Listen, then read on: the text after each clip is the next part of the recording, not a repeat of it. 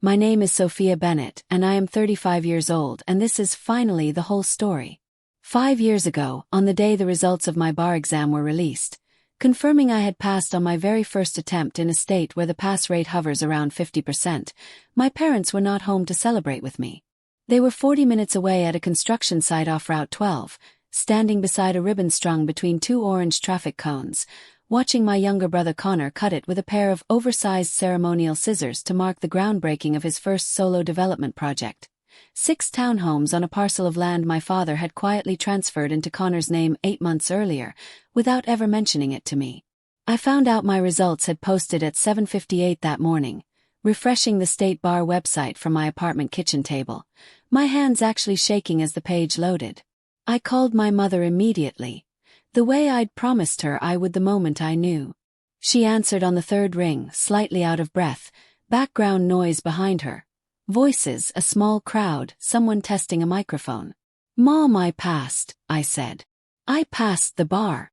There was a pause, and then, in a voice that was warm but distracted, layered over the sound of that microphone being tapped twice, she said, "Oh honey, that's wonderful, we're so proud of you. Listen, can I call you back in just a bit? Connor's ribbon cutting is starting any minute, and your father wants everyone's phones off for the photos." I stood in my kitchen holding my own phone, the bar exam results page still glowing on my laptop screen behind me, and I understood in the space of about 4 seconds, something I think some quiet, guarded part of me had already known for years but had never let myself say out loud.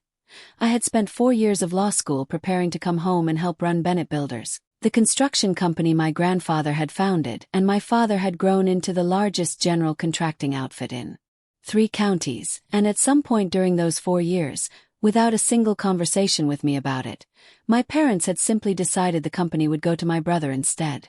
Not because he was more qualified. Because he was, as my father would later say to my face, without a flicker of self-awareness about how much that sentence would cost him. A Bennett man, the kind of face this business needs standing in front of it. Before I take you into everything that happened after that morning, if you're new to this channel, go ahead and hit subscribe because these stories exist for anyone who has ever built something extraordinary while the people who were supposed to notice were looking somewhere else. And if you've been with us for a while, drop a comment and tell me where you're watching from tonight. Some of you have been with this channel since the very first story, and reading where you're all tuning in from night after night has become one of the steadiest, most grounding parts of putting these stories together. Now let me take you back to the beginning because you need the full 30 years to understand exactly why I didn't cry that morning in my kitchen, and exactly what I did instead, and why the story that follows took nearly 2 decades to fully arrive at the ending it deserved. ##### Part 1. The Bennett name. I grew up in Ashford Hollow, a town of about 4,000 people tucked into the foothills of a mountain range that turned every October into a postcard, the kind of place where the volunteer fire department still ran the county fair's dunk tank every summer, and everyone knew which house belonged to which family going back 3 generations. My grandfather, Elias Bennett, founded Bennett Builders in 1962 with a single dump truck and a reputation for showing up on time, and by the time my father, Harold Bennett, took over the company in the early 90s, it had grown into the largest general contractor in a 3-county radius, responsible for half the schools, several of the churches, and a good portion of the newer housing developments across the region. My mother, Marge, kept the company's books for the first 15 years of its growth before stepping back to raise my brother and me, though she still, to this day, has a sharper instinct for a balance sheet than half the accountants I've worked with professionally. I was born first. Connor came 4 years later, and from almost the moment he could walk, my father began talking about the company as though it already belonged to him, the way some fathers talk about a favorite sports team's next championship season, an inevitability just waiting for time to catch up to it.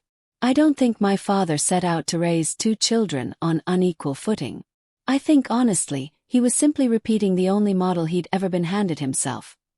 His own father had passed Bennett Builders to him and him alone, skipping over my father's older sister, my Aunt Ruth, entirely, for almost identical reasons, and nobody in 3 generations of Bennetts had ever stopped to examine whether that pattern actually made any sense.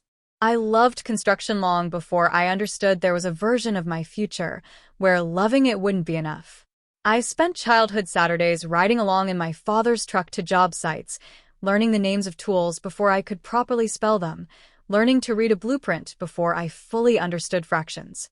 My father used to let me stand beside him while he walked a foundation inspection, and I remember vividly being 9 years old and pointing out a rebar spacing issue on a footing that the site foreman had missed, something I'd picked up simply from paying close attention on a dozen previous visits. My father laughed, delighted, and told the foreman, "This one's going to run the place someday. Mark my words." I held on to that sentence for years. I didn't understand, at 9 years old, that someday in my father's mouth had an asterisk attached to it that had nothing to do with skill. Connor, by contrast, showed almost no early interest in the business at all. He liked baseball, then later, cars, then later still, a rotating cast of get-rich-quick ideas that never quite got past the idea stage.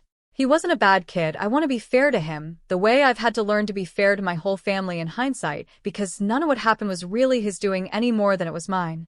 He was simply a boy born into a family that had already decided, generations before he arrived, exactly what shape a Bennett man needed to take, and he inherited that shape the way you inherit eye color, without ever having to earn it or even particularly want it. I want to tell you about one specific memory from when I was 16, because it's the clearest early snapshot I have of what was quietly being decided in that house. My father had started letting me shadow the company's project managers on weekends, and I'd spent that particular summer essentially apprenticing under his lead estimator, learning to read cost breakdowns and material takeoffs with an enthusiasm that genuinely surprised even me. At the end of that summer, the estimator, a gruff, no-nonsense man named Pete who'd been with the company for 20 years, told my father in front of me, "Harold, I'm telling you, she's got a better head for numbers than half the guys I trained who've been doing this 10 years. You ought to think seriously about what her future here looks like." My father smiled, clapped Pete on the shoulder, and said, "She'll always have a place here, Pete, don't you worry." And then, in the very same breath, turned to me and asked if I could go find Connor, who was 12 at the time, because he wanted to start bringing him along to job sites too, get him started early, like his old man did with me. I want to tell you about one specific memory from when I was 16, because it's the clearest early snapshot I have of what was quietly being decided in that house. My father had started letting me shadow the company's project managers on weekends, and I'd spent that particular summer essentially apprenticing under his lead estimator, learning to read cost breakdowns and material takeoffs with an enthusiasm that genuinely surprised even me. At the end of that summer, the estimator, a gruff, no-nonsense man named Pete who'd been with the company for 20 years, told my father in front of me, "Harold, I'm telling you, she's got a better head for numbers than half the guys I trained who've been doing this 10 years. You ought to think seriously about what her future here looks like." My father smiled, clapped Pete on the shoulder, and said, "She'll always have a place here, Pete, don't you worry." And then, in the very same breath, turned to me and asked if I could go find Connor, who was 12 at the time, because he wanted to start bringing him along to job sites too, get him started early, like his old man did with me.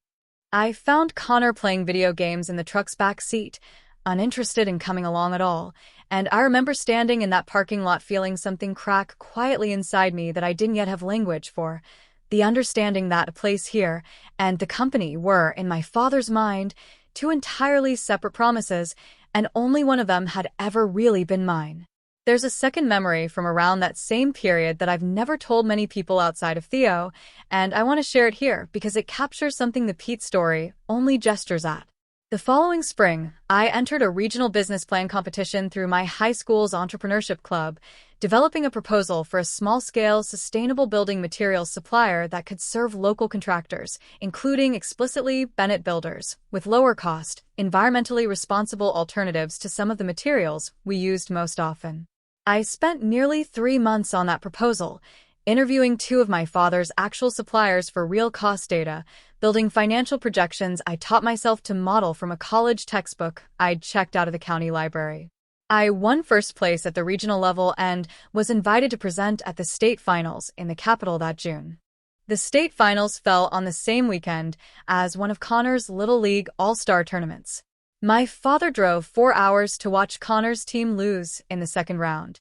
My mother stayed home with me, technically, but spent most of the drive to the Capitol on the phone with my father getting play-by-play updates, and when I took the stage to present 3 months of genuine, original work in front of a panel of actual regional business owners, I looked out at the audience and saw one empty seat beside my mother, a seat that had been reserved for my father, who had told me, the week before, that he'd try to make it if the tournament wrapped up early enough. It didn't. I placed third in the state, an achievement my economics teacher told me was nearly unheard of for a sophomore. When I told my father the results that evening over the phone, he said, "That's great, sweetheart. Hey, you should have seen Connor's double in the fourth inning. Kid's got an arm on him." And I understood, with the particular clarity that only comes from repetition, that I had been comparing my own accomplishments against my brother's for years without either of my parents ever once initiating the comparison themselves. They didn't need to. I had learned all on my own exactly how the scoreboard in that house worked. #### part 2. The decision I wasn't part of. I want to tell you honestly what all those years of quiet preparation actually amounted to, because I think it matters more than the formal chronology suggests. Every skill I eventually built my career on had roots in those childhood Saturdays my father once treated as charming but ultimately beside the point. The blueprint literacy, the instinct for where a project budget starts to strain, the ability to walk a job site and know, almost by smell, when something had been rushed. Law school taught me the formal language for instincts I'd already been quietly building since I was 9 years old, pointing out rebar spacing to a foreman twice my age. I sometimes think the cruelest part of what happened wasn't that my parents chose Connor. It was that they never seemed to notice they were choosing against someone who had already, unknowingly, spent a childhood preparing for exactly the role they decided she didn't need. There is a particular loneliness in being overqualified for a chance you were never actually offered, and I carried that loneliness quietly through most of my 20s before I finally understood it belonged to them, not to me. I got into law school with a partial merit scholarship, choosing construction and contract law specifically because I still believed, well into my early 20s, that I was preparing myself to come back to Ashford Hollow and help run Bennett Builders someday, not as a token but as someone genuinely equipped to protect and grow what my grandfather had built.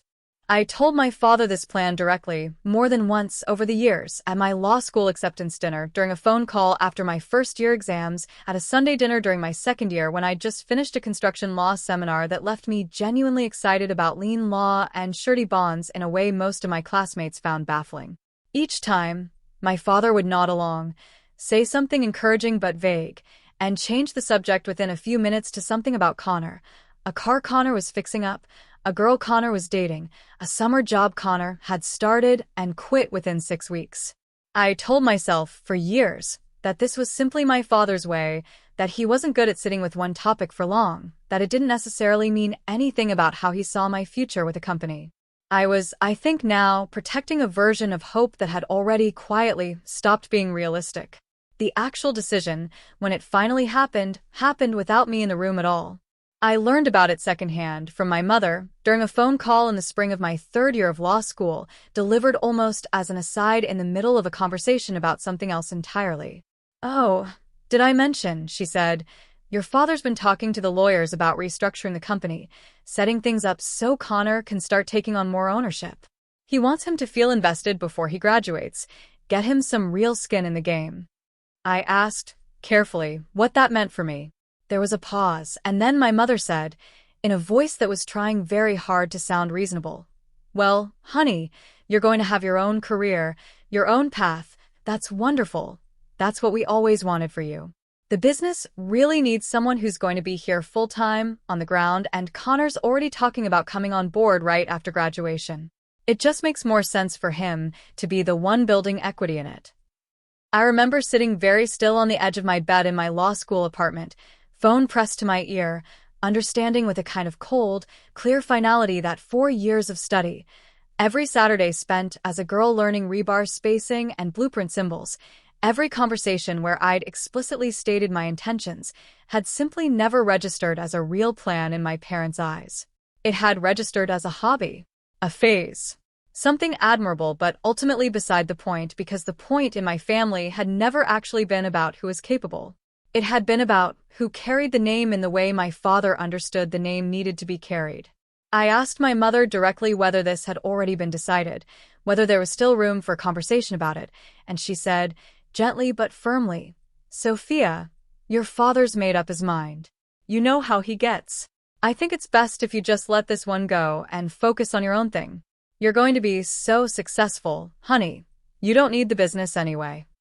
You don't need the business anyway. I want you to sit with that sentence because it took me years to understand how much damage a well-intentioned reassurance like that can actually do. It wasn't cruel on the surface. It was, even in its own way, meant as a compliment. But underneath it was a much colder message. Your competence doesn't obligate us to include you. Your effort doesn't create a debt we owe you. You'll be fine on your own, so being fine on your own is exactly what you should expect. I remember hanging up that phone call and sitting in my law school apartment for a long time, staring at the stack of construction law textbooks on my desk, the very books I'd chosen specifically because I imagined myself one day applying that knowledge to Bennett Builders contracts, its disputes, its future.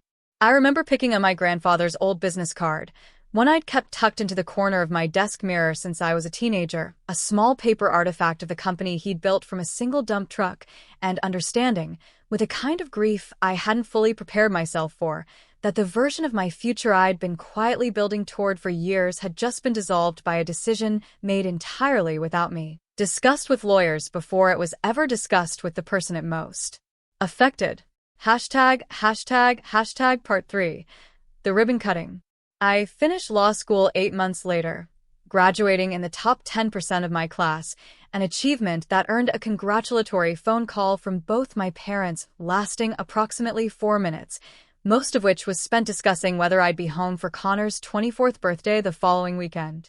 I took the bar exam that summer, studied 12 hours a day for 8 straight weeks in a rented studio apartment 2 states away from Ashford Hollow, and on results day, learned that my achievement had been scheduled directly against the single most significant milestone of my brother's entire career up to that point, the ceremonial groundbreaking of his first solo development, a project my father had structured. I would learn much later, specifically to give Connor a visible, photographable moment of ownership before he'd actually proven himself capable of running anything at all. I did not go to that ribbon cutting. I sat in my apartment kitchen for a long while after that phone call, the bar exam results still glowing on my laptop screen, and I felt something in me finish settling into a shape it had been slowly forming for 19 years. I did not cry. I closed my laptop, called the small boutique construction litigation firm that had offered me a position months earlier, and accepted the job formally that same afternoon, a job I'd been quietly holding at arm's length, some stubborn part of me still hoping there might be a version of this story where Ashford Hollow and Bennett Builders were still somehow in my future. I moved to the city 2 weeks later. I called my parents before I left to tell them, calmly, that I needed some distance from the family for a while, that I loved them, but that I couldn't keep showing up for a family that had never once shown up for me in the same currency. My mother cried and asked if this was about the business thing, as though it were a single isolated incident rather than the final, clearest expression of a pattern that had been running underneath my entire childhood. My father said, "You're choosing to make this bigger than it needs to be, Sofia. The business needed someone here full-time. That's just business." I noted, with the same tired, familiar recognition I imagine some of you listening tonight know intimately, that he had never once described anything involving Connor in the cold, detached language of just business. Only mine. I stopped answering their calls not long after. 5 years passed. I want to tell you honestly what that first stretch of those 5 years actually felt like from the inside, because I think the version of the story where I simply moved to the city and built a firm glosses over the part that shaped who I actually became during that time. The first 18 months were genuinely difficult in ways I hadn't fully anticipated. I'd wake up some mornings and reach for my phone out of pure habit, half composing a text to my mother about some small, ordinary thing, a case I'd won, a restaurant Theo and I had tried, nothing significant, before remembering mid-thought that there was no longer a version of that conversation available to me. Grief, I learned during that period, doesn't require someone to have died. It just requires a door to have closed that you spent your whole life assuming would always be open. But something else was happening simultaneously, something that took longer to recognize as growth rather than just survival. Without the constant, low-grade calibration of measuring myself against Connor, against my father's approval, against a scoreboard I'd never actually agreed to play by, I found myself making decisions based purely on what I actually wanted for the first time in my adult life. I chose construction litigation not because it might eventually prove something to my family, but because I genuinely loved the intricate, detail-oriented puzzle of it. Reading a set of project drawings alongside a payment ledger and finding the exact moment where a dispute had actually begun, weeks or months before either party fully realized it. My supervising partner during those early years, a formidable woman named Diane Osei, became something close to the mentor figure I hadn't realized I'd been missing, someone who reviewed my briefs late into the evening not because she had to, but because she genuinely believed from my very first year that I had rare instincts for the work. Part 4. Building Bennett and Cole, without any Bennetts but me. If you've ever gone no contact with family, you know the first year feels like standing on ground that keeps shifting under you, and then slowly something changes and the silence stops being a wound and starts being solid ground you can actually build on. I threw myself into my work at the litigation firm with an intensity that surprised even my own supervising partners, developing a specialty almost nobody else at the firm wanted: mechanics liens, payment bond claims, and construction contract disputes, the unglamorous, detail-heavy corner of the legal world that most young associates avoided because it required a genuine fluency in both law and construction that took years to build. It turned out I already had half of that fluency, built over childhood Saturdays I'd once believed were preparing me for an entirely different future. I understood how a job site actually worked, what a legitimate change order looked like versus a padded one, how subcontractors got squeezed on payment timelines in ways that eventually cascaded into liens against property owners who often had no idea a dispute even existed until a certified letter arrived. Within 4 years, I'd made partner, and 18 months after that, I left to start my own firm with a colleague named Priya Cole, focusing exclusively on construction law across a growing multi-state practice. We named it Bennett and Cole, and I want to be honest that keeping my own name on that door was, at the time, a small, private act of defiance I never explained to anyone outside my closest circle, a way of saying, quietly, to no one in particular, that the Bennett name could still mean something built on merit, even if it wasn't the meaning my father had chosen for it. I moved to the city 2 weeks later. I called my parents before I left to tell them, calmly, that I needed some distance from the family for a while, that I loved them, but that I couldn't keep showing up for a family that had never once shown up for me in the same currency. My mother cried and asked if this was about the business thing, as though it were a single isolated incident rather than the final, clearest expression of a pattern that had been running underneath my entire childhood. My father said, "You're choosing to make this bigger than it needs to be, Sofia. The business needed someone here full-time. That's just business." I noted, with the same tired, familiar recognition I imagine some of you listening tonight know intimately, that he had never once described anything involving Connor in the cold, detached language of just business. Only mine. I stopped answering their calls not long after. 5 years passed. I want to tell you honestly what that first stretch of those 5 years actually felt like from the inside, because I think the version of the story where I simply moved to the city and built a firm glosses over the part that shaped who I actually became during that time. The first 18 months were genuinely difficult in ways I hadn't fully anticipated. I'd wake up some mornings and reach for my phone out of pure habit, half composing a text to my mother about some small, ordinary thing, a case I'd won, a restaurant Theo and I had tried. Nothing significant, before remembering mid-thought that there was no longer a version of that conversation available to me. Grief, I learned during that period, doesn't require someone to have died. It just requires a door to have closed that you spend your whole life assuming would always be open. But something else was happening simultaneously, something that took longer to recognize as growth rather than just survival. Without the constant, low-grade calibration of measuring myself against Connor, against my father's approval, against a scoreboard I'd never actually agreed to play by, I found myself making decisions based purely on what I actually wanted for the first time in my adult life. I chose construction litigation not because it might eventually prove something to my family, but because I genuinely loved the intricate, detail-oriented puzzle of it. Reading a set of project drawings alongside a payment ledger and finding the exact moment where a dispute had actually begun, weeks or months before either party fully realized it. My supervising partner during those early years, a formidable woman named Diane Osei, became something close to the mentor figure I hadn't realized I'd been missing, someone who reviewed my briefs late into the evening not because she had to, but because she genuinely believed from my very first year that I had rare instincts for the work. Part 4. Building Bennett and Cole, without any Bennetts but me. If you've ever gone no contact with family, you know the first year feels like standing on ground that keeps shifting under you, and then slowly something changes and the silence stops being a wound and starts being solid ground you can actually build on. I threw myself into my work at the litigation firm with an intensity that surprised even my own supervising partners, developing a specialty almost nobody else at the firm wanted: mechanics liens, payment bond claims, and construction contract disputes, the unglamorous, detail-heavy corner of the legal world that most young associates avoided because it required a genuine fluency in both law and construction that took years to build. It turned out I already had half of that fluency, built over childhood Saturdays I'd once believed were preparing me for an entirely different future. I understood how a job site actually worked, what a legitimate change order looked like versus a padded one, how subcontractors got squeezed on payment timelines in ways that eventually cascaded into liens against property owners who often had no idea a dispute even existed until a certified letter arrived. Within 4 years, I'd made partner, and 18 months after that, I left to start my own firm with a colleague named Priya Cole, focusing exclusively on construction law across a growing multi-state practice.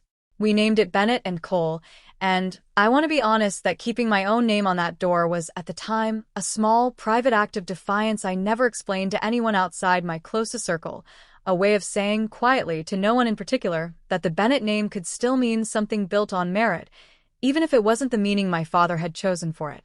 I met my husband, Theo, during my second year at the litigation firm, a structural engineer who consulted on several of the same disputes I litigated, someone who, much like Daniel and Marcus in stories some of you may recognize the shape of, listened all the way through a sentence before responding, a habit I found almost disorienting in its novelty the first several months we knew each other. We married quietly, a small courthouse ceremony followed by dinner with 12 people who actually knew and loved us, exactly the kind of wedding neither of us had to perform for an audience that had never fully shown up before. My parents were not invited. I had made peace by then with what that choice meant and what it cost, and I made it anyway because I had finally learned that a guest list built entirely around people who chose you, actively and without obligation, was worth infinitely more than one padded out with people who'd simply always been assumed to belong there. Bennett and Cole grew steadily over the following 3 years, building a genuine reputation across the region for representing subcontractors and suppliers in payment disputes against general contractors who tried to skate on what they owed. Precisely the kind of work that made me, without either of us realizing the irony for a long time, exactly the kind of lawyer who would eventually end up on the opposite side of a courtroom from my own family's company. I remember one case in particular, about 2 years before the Bennett Builders file ever crossed my desk, that I think shaped how I would eventually approach that later collision more than anything else in my career. We represented a small drywall subcontractor, a father and son operation of maybe 8 employees, against a mid-sized general contractor who had strung them along on payment for nearly a year while continuing to award them new work, a pattern I recognized instinctively, though I didn't let myself think too hard at the time about why it felt so familiar. The son, maybe 26 years old, sat across from me in my office during our first meeting, visibly exhausted, and said something that stuck with me for a long time afterward. We kept thinking if we just did good enough work, eventually they'd treat us fairly. We kept waiting for that to be the thing that mattered. We won that case, recovering nearly the full amount owed plus statutory interest, and I remember watching the father shake my hand afterward with tears actually standing in his eyes and thinking, with a clarity that surprised me, that I had built an entire career, without fully realizing it, around representing exactly the kind of overlooked, undervalued party I had once been inside my own family, the one who did good, honest, competent work and quietly waited, for far too long, to be treated as though it mattered.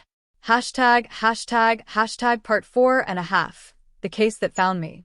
About 4 months before the phone call that changed everything, one of our newer associates, a sharp young attorney named Marcus Witt, brought a new client file to our weekly case review meeting, a mid-sized electrical subcontractor out of the Tri-County area who claimed they'd completed nearly $340,000 in work on a series of townhome and commercial projects and had gone unpaid for the better part of 8 months. Work performed for a general contractor listed on the file simply as Bennett Builders, LLC.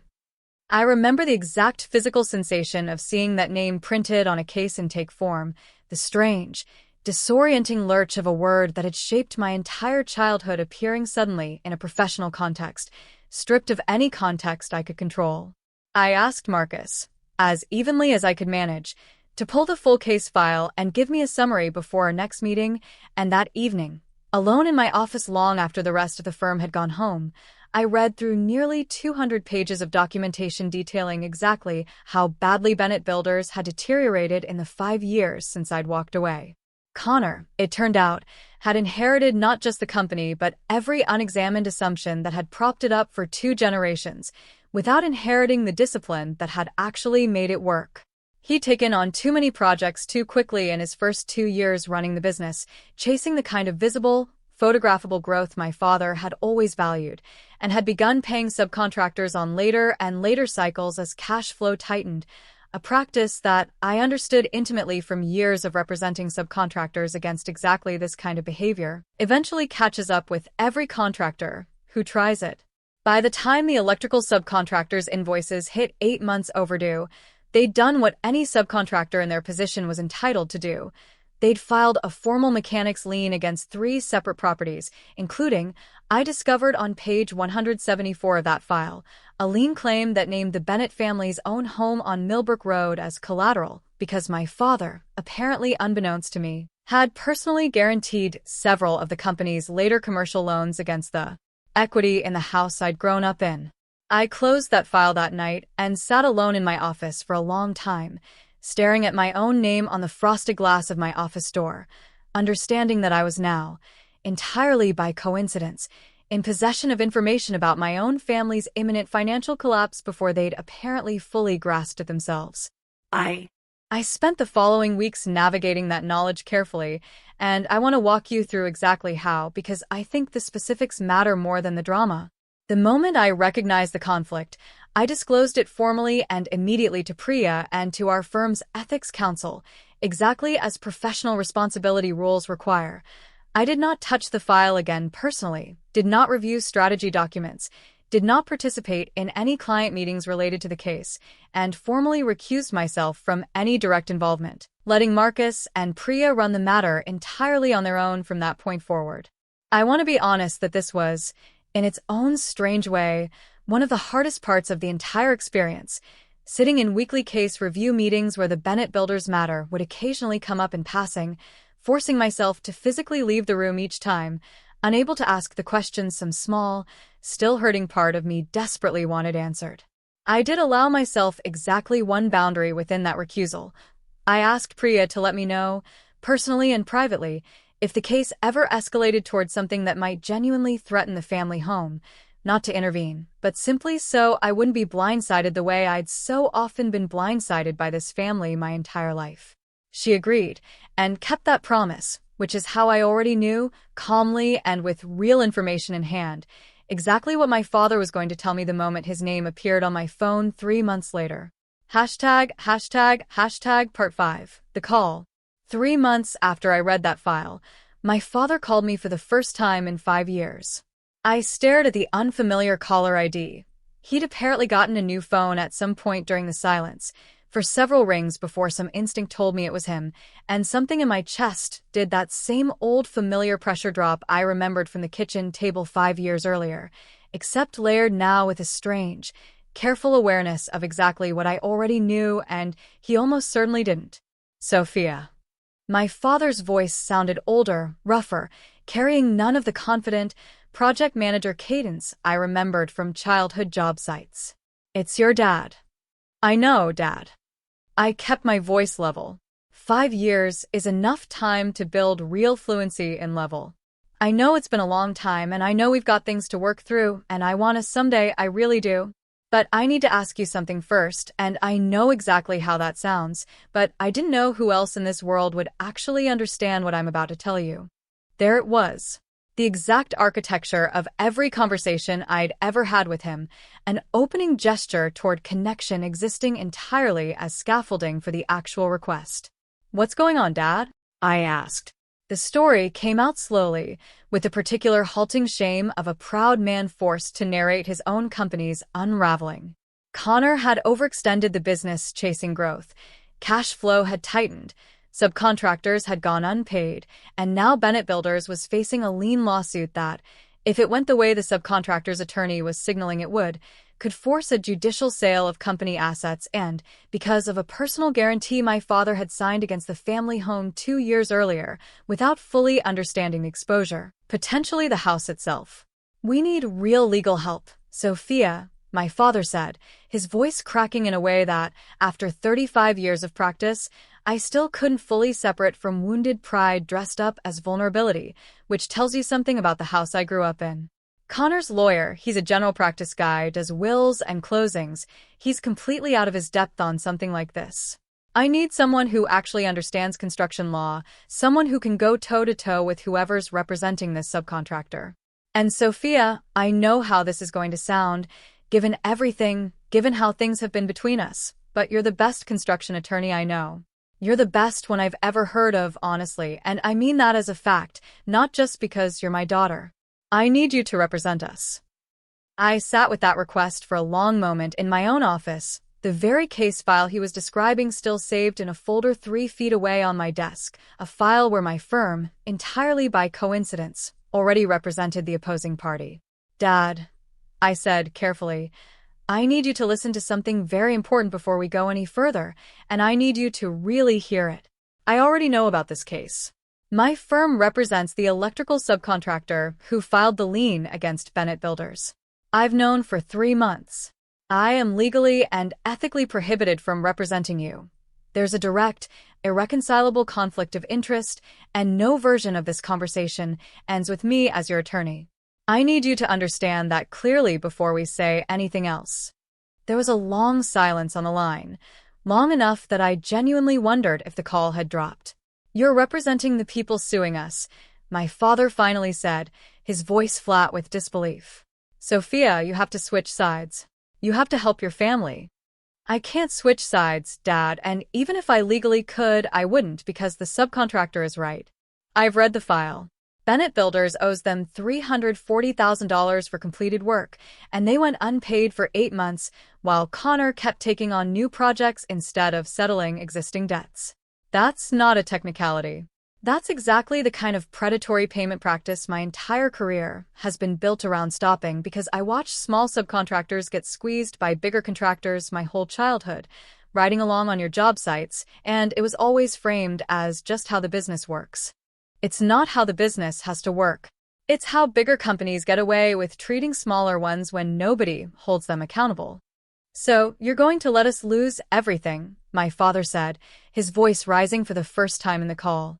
"The house, the company, everything your grandfather built. You're going to stand by and let a lawsuit take all of it when you could stop it because you're still angry about something that happened 5 years ago?" I want you to notice, if you're listening tonight, that I did not raise my voice back. Not once, through this entire conversation. I've learned, both professionally and personally, that calm carries more weight in a room, even a room that exists only through a phone line, than anger ever manages to. I'm not going to let anything happen out of anger, Dad, and I need you to hear that clearly. But I'm also not going to abandon my professional obligations, or my own client's legitimate legal claim, because the company on the other side happens to share my last name. What I can tell you, separately, completely outside of any conflict, is where your actual options are right now because I don't think anyone has explained them to you properly. You can settle this claim. Given the strength of the documentation I've seen, a reasonable settlement now, structured as a payment plan, would almost certainly cost Bennett Builders far less than a judgment after trial, plus interest, plus legal fees on both sides. You need construction counsel, real construction counsel, not the general practice attorney who's been handling your closings, and I can give you 3 names of excellent attorneys in this region who have no conflict and no connection to me at all, any one of whom would represent your interests seriously and competently. That's the help I have to give. It's not what you called hoping to hear, but it's the truth, and it's more useful to you right now than anything else I could offer. You'd really let a stranger handle this instead of your own daughter, my father said, quieter now, something closer to genuine hurt threading through the anger. Dad, I said, and I let something into my voice beyond flat calm for the first time in the call. Not anger, just plain, tired truth. You handed this company to Connor specifically because you decided, without ever discussing it with me, that I wasn't the Bennett who was supposed to run it. You told Mom I didn't need the business anyway. You missed the day I passed the bar exam, the single credential that makes me capable of helping you right now, because you were 3 counties over cutting a ribbon for the person you did choose. I am telling you, honestly, that the version of help I'm capable of giving you today exists specifically because of the career you decided didn't matter 5 years ago. I think that's worth sitting with, more than the fact that I won't personally represent you. Hashtag part 6. What I actually did. I spent the 2 days after that call turning it over and over with Theo at our kitchen table, the same table where, for months earlier, I'd first told him about the case file with my family's name on it, neither of us knowing then how directly it would eventually collide with my own life. Part of me, the same part that had once stood in a parking lot at 16 watching my father walk away to fetch Connor instead, wanted simply to find a way around the conflict, to somehow make an exception, to finally be the daughter who saved the family business the way I'd once imagined I would, years earlier, before I understood that imagined future had never actually been offered to me. Theo asked me the question that, by now, probably sounds familiar if you've watched other stories on this channel, because it's the question that seems to sit underneath almost all of them. If you found a way to represent them anyway, bent your own ethics to do it, what would actually change? Would your father ever fully reckon with what he did? Or would this just become the story he tells at church from now on? My daughter came through for us, without ever having to sit with the fact that he only came calling once he needed something only she could give. I hated, again, that he was right. I told him so. He made me tea, the exact same quiet ritual Marcus makes for Elena in a story I imagine some of you have already watched, and let me sit with it. So here is what I actually did. I called my father back 3 days later and gave him the names of 3 excellent construction attorneys in neighboring counties, attorneys I knew personally through professional associations and trusted completely, none of them with any connection to me or to my firm. I told him, plainly, that any one of them would give Bennett Builders a fair, competent defense, and that if they moved quickly to open settlement discussions rather than digging in defensively, there was still a real, viable path to resolving this without losing the house or the company outright. I did something else, too, something I debated for a long time before deciding it was the right call, entirely within my professional obligations. I asked Priya, who was lead counsel on our side of the case, whether she'd be willing to have an early, good-faith settlement conversation with whichever new attorney Bennett Builders retained, rather than pushing immediately toward the more aggressive litigation posture we'd normally take with a contractor who'd strung out payment for 8 months. I explained the family connection to her honestly, in full, and she agreed, not as a favor to me, but because she genuinely believed, looking at the numbers, that a structured settlement served our actual client's interests better than a prolonged fight. Our client wanted to get paid, reliably and relatively soon, far more than they wanted to watch a company get liquidated in a courtroom. Connor, through his new attorney, ended up agreeing to a settlement 3 weeks later, an 18-month structured payment plan covering the full $340,000 owed, secured against future company receivables rather than the family home, with the personal guarantee on the house released entirely as part of the negotiated terms once the new attorney successfully argued that the original guarantee documentation had been improperly structured in the first place, a detail Bennett Builders' previous general practice lawyer had apparently never caught. The house stayed in my parents' name. The company survived, restructured, smaller, and considerably more careful about its cash flow than it had ever been under Connor's first 2 years running it. I learned the details of that settlement conference secondhand from Priya, since I'd formally recused myself from any direct involvement, and one detail she mentioned has stayed with me since. During the negotiation, Connor's new attorney, one of the 3 names I'd given my father, reportedly turned to Connor at one point, mid-session, and asked him directly why the company hadn't simply reached out to its own in-house legal resources earlier, given that the family apparently had a sister who ran one of the most respected construction litigation practices in the region. Connor, according to Priya, went quiet for a long moment before saying, simply, "We didn't think we were allowed to ask her." I don't know exactly what he meant by that, whether it referred to the professional conflict or to something older and harder to name, the same unspoken family rule that had decided, years before either of us was old enough to question it, that certain kinds of help simply weren't mine to offer and weren't theirs to request. I've thought about that sentence often since, turning it over the way you turn over a stone you're not sure you want to look underneath. I never once represented my family in that case. I never bent a single professional obligation. And yet the outcome, the house preserved, the company surviving, a fair and sustainable path forward for everyone involved, including the subcontractor who'd been owed money for 8 months and finally had a real, enforceable plan to get paid, came into existence in no small part because of exactly the career my parents had once decided wasn't worth including me in. Hashtag part 7. The call I didn't expect.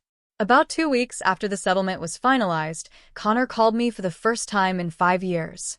I almost didn't recognize the number, the same area code I deleted from my phone sometime during the second year of silence, when deleting contacts had still felt, mistakenly, like it might make the whole situation easier to carry. Sofia. Hey. It's me. His voice sounded exactly the way it had at 24, easy and a little uncertain underneath the casualness, the voice of someone who had spent his whole life half expecting rooms to eventually go his way without quite being sure how to make that happen himself.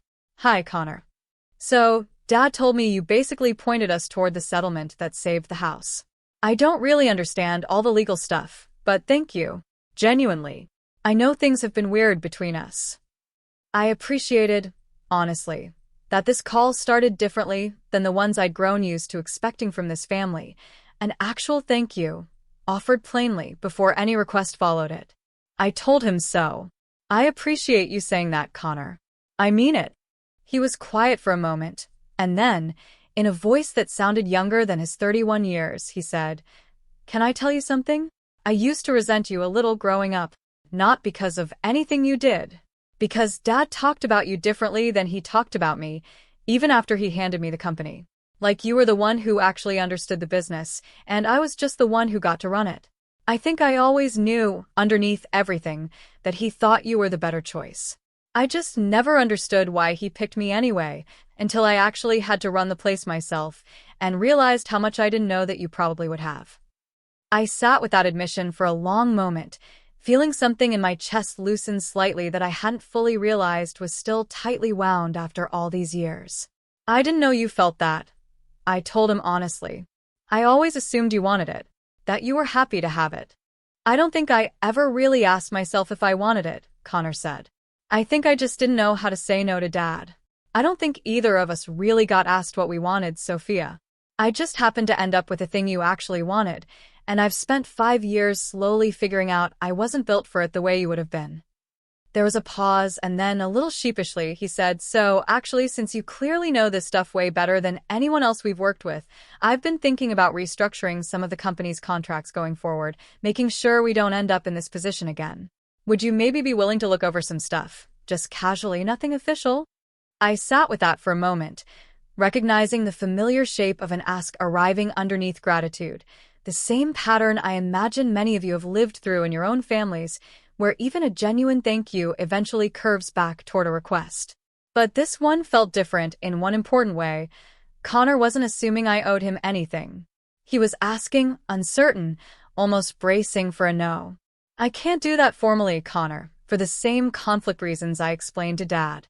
But I can do something else.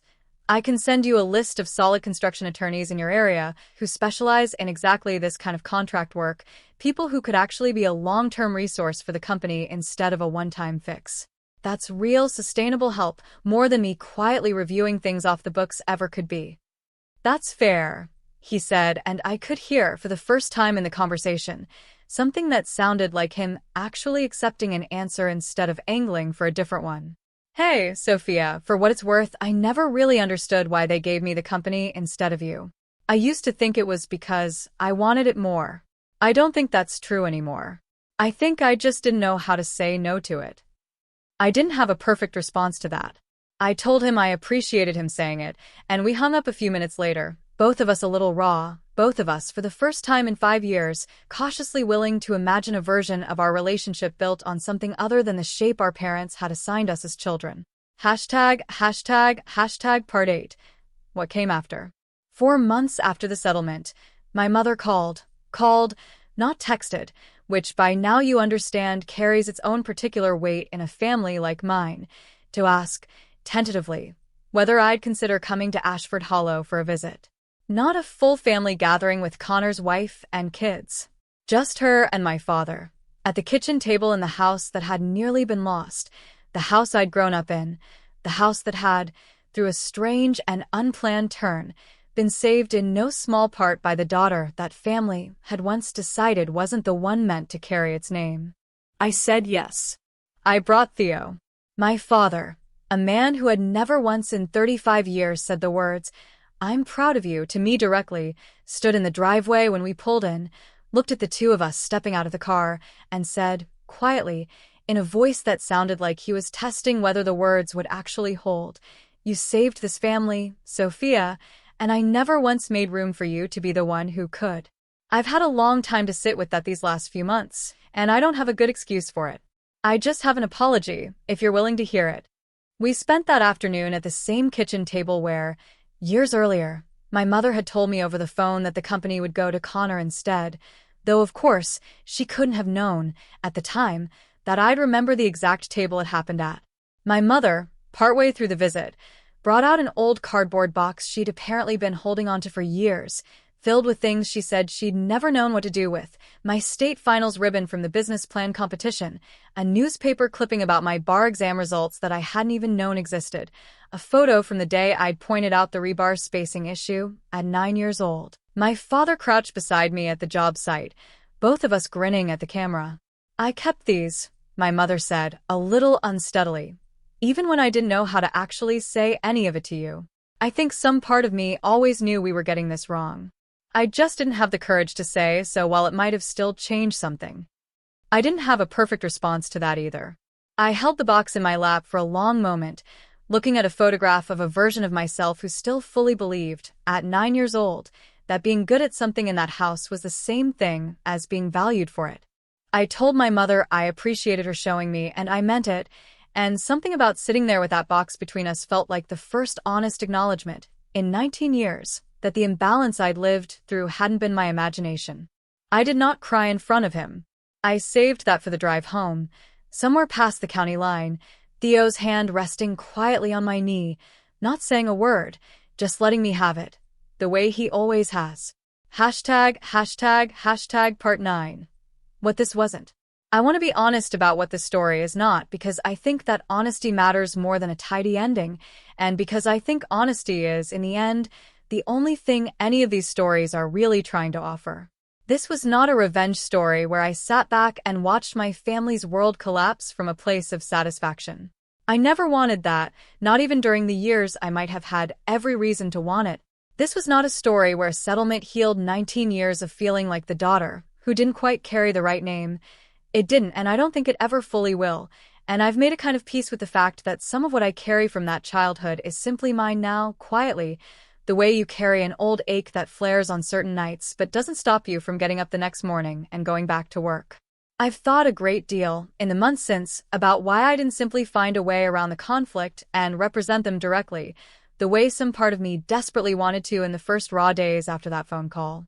It would have felt, in the moment, like the vindication I'd quietly waited 19 years for, walking into a courtroom as Bennett Builders' attorney, the daughter who was never supposed to matter, saving the day after all. But I've come to believe that version of a story would have been its own kind of trap, a way of finally earning the approval I'd spent my whole childhood chasing rather than actually stepping outside the need for it altogether. Representing them directly would have meant, in some quiet way, agreeing to compete for their love one more time, on one more project, the same exhausting pattern I'd spent 5 years finally learning to walk away from. Pointing them toward real, ethical help instead, Helping without absorbing their crisis as my own responsibility to personally fix was harder in the moment, and, I've come to believe, far more honest in the long run. What I gave them instead cost me something different than a check or a courtroom appearance ever could have. It cost me the temptation to be needed in exactly the shape my family had always assigned to Connor, and it asked something of them that no legal victory ever could. It asked my father to sit with the fact that the daughter he'd once decided didn't need the business anyway, had built something entirely on her own that ended up being the very thing capable of saving what he'd spent his whole life building. He didn't get to hand me a rescue to be grateful for. He had to sit with a much harder truth that I'd built my own path to being able to help him, entirely without his blessing, and that the help I was capable of giving existed because of the exact choice he'd once made to exclude me. I didn't need to watch Bennett Builders collapse to know my own worth. I'd known it for years, standing in courtrooms and negotiation rooms building a practice with my own name on the door, a name my father once decided wasn't the one meant to carry a business forward. But there is a difference between knowing your worth privately, quietly for yourself, and getting the rare, unexpected chance to hold it out into the open in front of the very people who taught you to doubt it, and choosing, calmly, exactly how much of yourself you're willing to give. What this was, in the end, was a moment where the family that had never once considered me capable enough to include needed something only my exact, specific expertise could actually help solve, and I got to choose clearly and completely exactly what kind of help that would be. Not a rescue built on bending my own principles. Not a reward for finally being noticed. Just fair, honest, professionally sound guidance. The same guidance I would have given any stranger who called my office with the same problem, offered with boundaries a stranger would never have needed from me, because a stranger never once handed my birthright to someone else with a single sentence about what kind of face a business needed.